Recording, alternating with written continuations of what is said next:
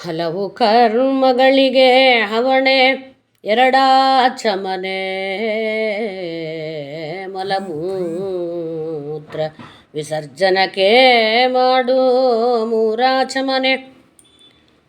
ಹಲವು ಕರ್ಮಗಳಿಗೆ ಹವಣೆ ಎರಡಾಚಮನೆ, ಮಲಮೂತ್ರ ವಿಸರ್ಜನಕ್ಕೆ ಮಾಡು ಮೂರಾಚಮನೆ.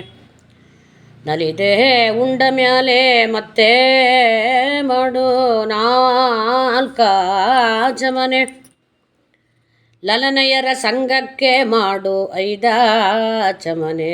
ನಲಿದೆ ಉಂಡೆ ಮೇಲೆ ಮತ್ತೆ ಮಾಡು ನಾಲ್ಕಾಚಮನೆ, ಲಲನೆಯರ ಸಂಘಕ್ಕೆ ಮಾಡು ಐದಾಚಮನೆಗೆ.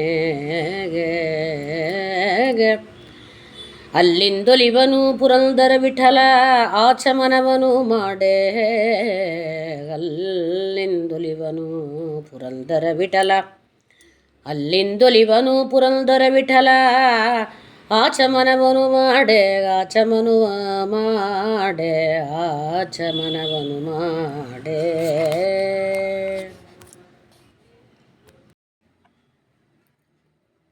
ಹರೇ ಕೃಷ್ಣ.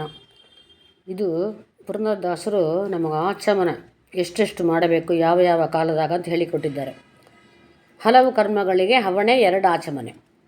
ನಾವು ಯಾವುದೇ ಕೆಲಸ ಕರ್ಮ ಮಾಡಾದ್ರೆ ಕೂಡ ಅದಕ್ಕೆ ಮುಂಚೆ ಮಾಡತಕ್ಕಂಥದ್ದು ಎರಡು ಆಚಮನೆ. 2 ಸಾರಿ ಕೇಶವ, ನಾರಾಯಣ, ಮಾಧವ, ಗೋವಿಂದ ಅಂತ 24 ಕೇಶವಾದಿ ನಾಮಗಳನ್ನ ಹೇಳಿ ಆಚಮನ ಮಾಡ್ತೇವೆ. ಹಾಗೆ 2 ಮಾಡಬೇಕು ಅಂತಾರೆ.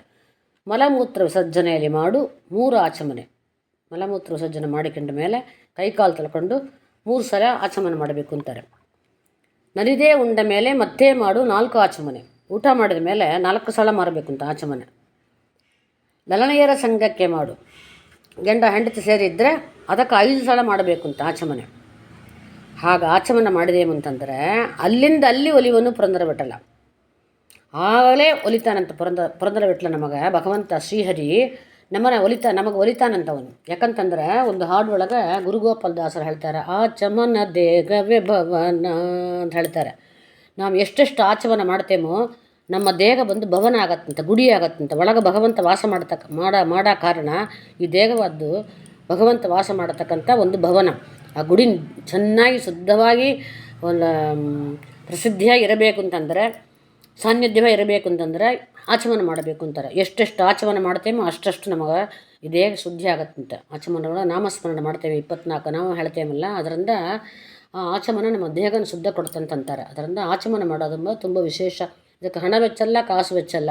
ಒಂದು ಉದ್ದರಣೆ, ಒಂದು ಉದ್ದು ಮುಳುಗುವಂತೆ ಇರಬೇಕು ನೀರು ಅಂತಾರೆ ಆಚಮನ ಮಾಡೋ ಕಾಲಕ್ಕೆ. ಒಂದೇ ಒಂದು ಉದ್ದು ಮುಳುಗಬೇಕು ಅಂತ ಆ ನೀರೊಳಗೆ, ಸುಮ್ಮನೆ ಒಂದು ಸೊಮ್ಮಟ್ಟು ಹಾಕಿ ಕುಡಿಬಾರ್ದು.